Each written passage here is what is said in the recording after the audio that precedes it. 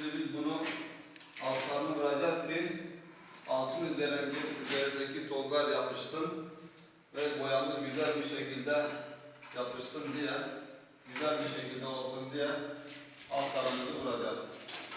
Gördüğünüz gibi elimizde astarımız var, alçı astarımız ve rulo yardımıyla biz bunu uygulamaya çalışacağız sizlere.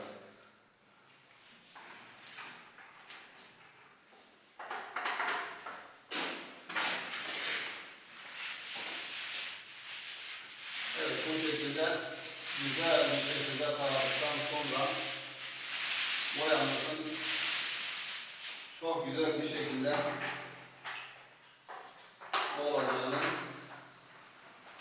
sizlere göstereceğiz.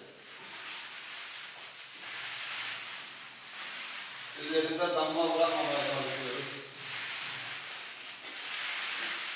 Damla kalırsa boya aldıktan sonra da bu damlalar çıkmayacak.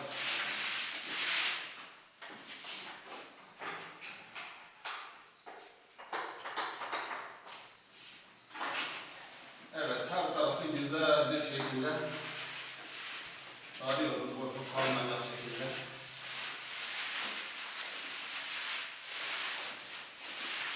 Evet.